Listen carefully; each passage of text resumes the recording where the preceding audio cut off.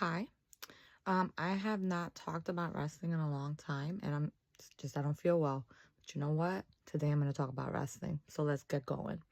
First of all, I want to talk about Randy Orton and Cody Rhodes and their feud. It's been fire, okay? Fire. And the only reason this feud has been fire is because Randy Orton turned heel. I said it, and everybody knows it. We have been waiting for him to turn heel forever. Now, don't get me wrong. It doesn't mean that when he was a face, he was terrible. It's just that we know what Randy Orton can do as a heel. And so once he turned, everybody's excited. Everybody's excited. I'm not going to take any flowers away from Cody Rhodes. I'm not a huge fan of Cody Rhodes, especially his character. But the only reason this feud is great is because of their history. So it fits Cody's character. I do want to say this past Monday, randomly, by the way, Cody was on Raw. Why? Who the hell knows, right? Why he was on Raw. He is on SmackDown, but whatever. Stephanie came out. Yeah, Stephanie McMahon came out, and she was all like, "Oh, you don't have what it takes." And I was looking at this, and mind you, I'm not a fan of Cody Rhodes, the character. He's the White Knight. He's always saving people. He's all moral. But the one thing about his character that I enjoy is that when Cody has to be violent, when somebody messes with him, you know what Cody does? Cody becomes violent too.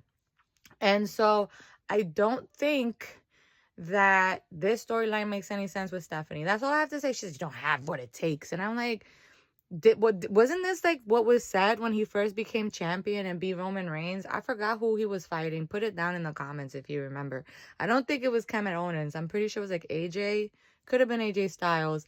And he was telling him, you don't have what it takes, and you don't have it. And then he beat him with like a steps. Did he beat him with steps? He beat somebody with stairs. Okay, he beat them with the metal stairs. All right, and so I know he can get violent, and I know he can get there. Can he get to the level of Orton's violence? I don't know. But he can defend himself if he needs to, right? And so, mind you, let's put a little asterisk here because I need to talk about Drew. And I've already said it. I've said it. If you look at my TikToks and if you go down to when Drew turned into a heel, when he was talking with Sami Zayn, I said he had every right to turn because everybody expects to be forgiven and not everybody is forgiven. Like, they're not going to forgive you for messing them over. He turned because Jay and all that stuff. Everybody forgave Jay, but he wasn't about that life, okay? And so he turned. And he had every justification to turn. Why wouldn't he turn? How many times did Jay cost him the title? 1 million. Okay, so I was with Drew all the way. And I'm with Drew all the way on this one, too. I hated that they took the title off of him, and I know this is going to sound petty as hell, but damn. Every time Drew got in the way of Cody Rhodes, it had me dying. Okay? And I don't think it was meant to be funny, but when Cody was like hanging on the ropes on the Royal Rumble, and out of nowhere came Drew, and he did his finisher on him. I forgot what it's something kick. I forgot what it's called. And he did it. I was rolling on the floor. I said, how petty can Drew McIntyre be? And another thing, Cody was never supposed to get a rematch. And so I feel like he was done dirty. I don't care. He was done dirty. Why is Cody Rhodes in a Royal Rumble match when he knows he can't go for the title? Why are you allowing this? I can understand Drew's point of view. And I don't think he was the one who attacked Jacob Fatu. And I don't think he was the one who attacked Jay. I think the person who attacked those two was Sami Zayn because Sami has lost his mind. He lost his mind a long time ago. And you know what's sad? All his friends didn't even notice. They didn't even notice that Sami's losing his mind because they don't care. As long as Sami is your good friend and he doesn't win the title, he's fine. But once Sami is asking questions and kind of being a little like Randy and shit, things go off the fan. So I think it was Sami. I'm on Drew's side. Like I said, I've been on Drew's side from the beginning. Don't worry me wrong. I think that he got stale a little bit. But after he won that title, let me tell you, I was all Drew all the way. And the fact they took it from him, I got upset. If they were going to do what they're doing with Randy and Cody, which like I said is fire and I'm enjoying it, I'm not going to lie, then Drew should have kept the title longer. They should have removed it. And that way we could have seen Cody get screwed over and over and over again. And it would have been funny. I don't care. It would have been funny. Now, let's talk about Rhea Ripley and Jade. What the hell, man? Yo, the story built himself. They're both monsters. They're both beasts. They're both amazing. Why would Rhea go to the ring to get attacked twice by the same people? Like, where in your... I hate it when they do this. When they make the good guys dumb. Like, where in your fucking brain does a... Why not get some friends? First, where's Io?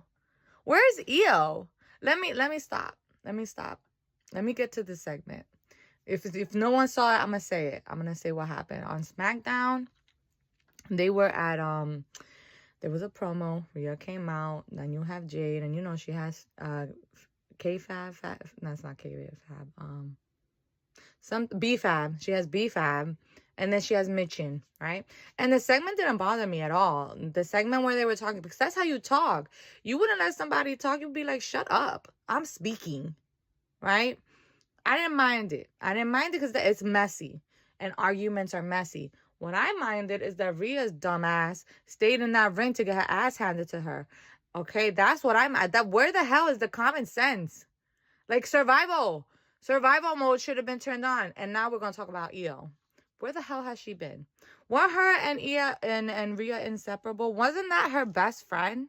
Wasn't that her best friend? Let me tell you, every time those two were on screen, Rhea was caressing her. I've never caressed my best friend, but whatever. Rhea was caressing her. She was like, yeah, Io, and she's great. This is her on Io. And then Io's like, yeah. And Io's letting her touch her and hug her and very, very close. And I'm like, okay, I guess. The weird-ass friendship is sure. Nowhere to be found when Rhea's getting annihilated, though. She's over here helping her other friend in the Kabuki Warriors, Kairi Sane, trying to get her to get out of her abusive relationship with freaking Asuka. Forget all about Rhea. She said Rhea could take care of herself. And usually she could. But against 3 people, I don't think so. I don't think so at all. Okay? And now... I think that's all I wanted to talk about. I think that's all. Kip Wilson in SmackDown. Keep doing what you're doing. You're funny.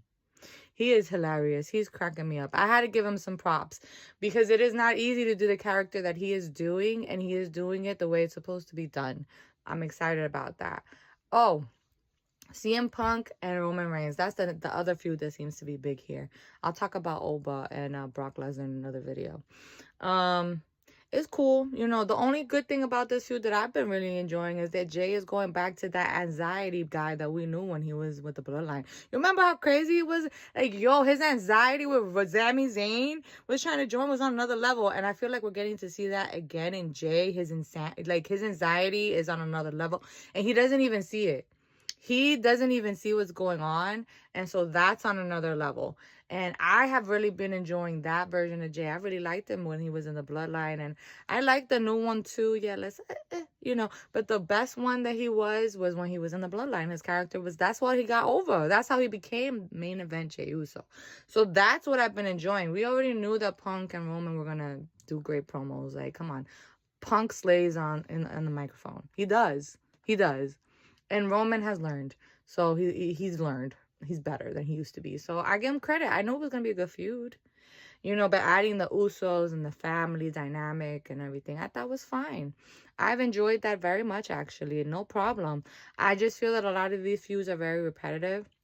The women's division, the tag division has been doing okay. I think they're doing well.